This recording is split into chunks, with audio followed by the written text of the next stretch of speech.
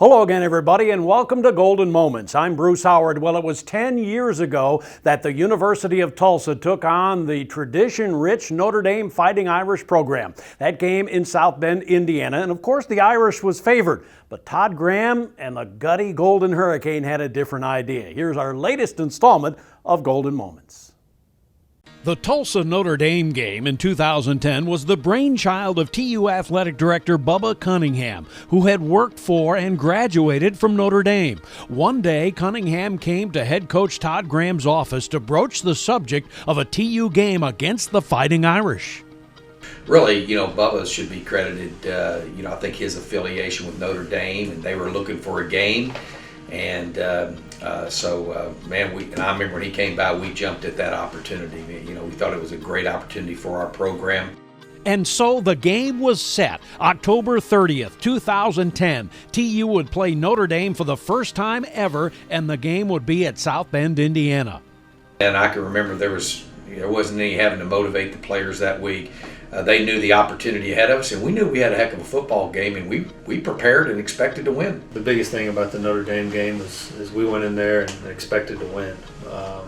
We had a very tight group. We went in there, and it was years of hard work coming together at one time, and like I said, we really expected to win. We knew we had great players. We knew we had a great offense. We knew we had a football team that took care of the ball, and a team that played an attacking style defense that is very unorthodox and very difficult to prepare for. The Hurricane had their moments leading up to the Notre Dame game. They opened their season with a heartbreaking Hail Mary loss to East Carolina, also falling to Oklahoma State and SMU on the road. So they came into the contest at 4-3.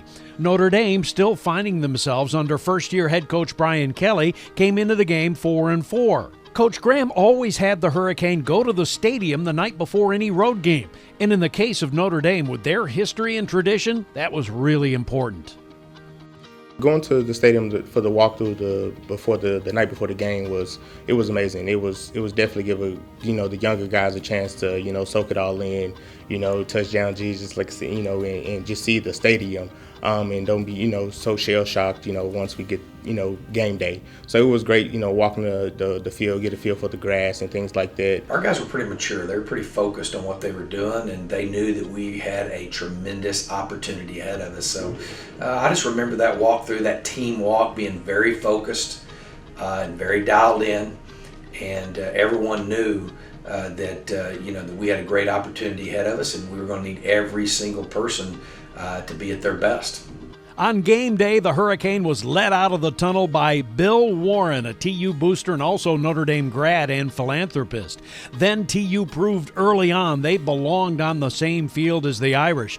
Tulsa scored first on a G.J. Kinney to Damaris Johnson 9-yard pass. Then Notre Dame starting quarterback Dane Christ scrambled for 29 yards, but Tulsa's Tanner Antle made him pay. He escaped and ran out, and just that play and that hit, I was like, wow. And it definitely sent a message, and I definitely think it changed the kind of tone of the game as well. Without their starting quarterback, Notre Dame turned to true freshman Tommy Reese, who took the Irish to what they thought would be a tying touchdown on a pass to star wide receiver Michael Floyd. But on the extra point kick, Corey Doris blocked it, and Cornelius Arnick took it all the way for a 2-point score for TU, and the Hurricane led 9-6. But Reese would throw 2 more TD passes in the first half, and TU trailed 20-12 approaching the end of the first half. Notre Dame was on a drive in the last seconds of the second quarter, helped by a roughing the passer penalty against Sean Jackson. I definitely was upset with myself on that play, on the roughing the passer. I didn't think it was roughing the passer, but like I said, that's fighting adversity. It's one of those things that just happened. One of the things that people don't realize is it was a very questionable roughing call. But again, our players, we didn't yell and scream at the officials. We didn't worry about things we could control. Go to the next play. And the next play was epic. He has the snap. Here comes a blitz, and the pass is batted in the air. Intercepted by Jackson. It's intercepted by Sean Jackson. Left side, 50, 40, 30, 25, 20, 15, 10, 5. That's a touchdown, Tulsa. My goodness, what a turn of events. You know, we were pressuring off both edges. I'm lined up on the right side. Cornelius Arnick lined up on the left side. And we were pressuring. And, you know, it was all out blitz. And they had a quick screen coming, and you know, Twan didn't get there, so he got his hands up like Coach teaches, and he was able to bat the ball. I heard the ball go in the air. First instinct, look up, catch the ball. A guy tried to tackle me, break the tackle. Off to the races. We checked to empty two. They executed it flawlessly. We had a free runner on the quarterback. Obviously, I can remember, you know, I mean, the ball getting batted, the pressure come from the left side to the quarterback's right. The ball got batted behind the quarterback. Sean was coming off the backside edge unblocked, and he caught it in stride. And so it obviously went down the left sideline. That game-changing play made the score 20-18 Notre Dame at halftime, but TU was clearly in the fight. In the second half, Notre Dame scored on Tommy Rees's fourth touchdown pass of the game, and the Irish now had a 9-point lead, their largest of the game. A few minutes later, TU's defense forced a Notre Dame punt. I think they had one of the top punt cover teams in the country. I think they had the #1 punt team coverage in the country, but we knew we had the best returner in the country, and our other 10 guys out there believed in him. And that great punt returner was Damaris Johnson, and he made a game-changing play. Goes up spiral. It'll be taken by Damaris Johnson at the 41. Makes two guys miss. Near side to the 50. He's to the 40. Inside to the 25, to the 20, to the 15, the 10. Left side to the 5. Touchdown! Damaris Johnson returns it all the way for a score for the Golden Hurricane. And TU has made it 27-24. I remember that punt. It was didn't have great hang time on it. It was a great return ball, and I remember when he kicked it, and I watched it, you know, the track of the ball, and as he caught it, man, I thought to myself, watch out. The Damaris Johnson punt return was definitely a boost. You know, it was great. It was great just seeing guys celebrating the end zone, and just that feeling. I know everyone got up off the bench and you know celebrated. So it was great. Johnson's 59-yard punt return touchdown made it 27-25. And then for about a quarter, midway through the third to midway through the fourth, the defenses clamped down. TU's defense forced 5 straight punts.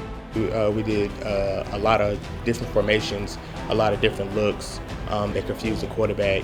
And you know, everyone played sound football. I think everybody that day, you know, was really locked in on, you know, assignments and you know what to do. Notre Dame also stopped TU until the Hurricane took over with just over 8 minutes to play. There was this sense of confidence when we got the ball back with 8 minutes that we were not going to be denied, and that's what we said when we took the field. After TU got the ball to their own 42, they faced a 3rd and 11 and converted, only to have the play called back on a controversial offensive pass interference call. Well, to the pass interference, obviously the crowd, especially our crowd, was not very happy with that call. Yeah, that was very unfortunate. You know, we converted, I believe, a 3rd down, and you know, they called the offensive pass interference. But like I said, you know, we didn't panic. You know, the whole game. You know, there were some penalties thrown on us, and we didn't panic.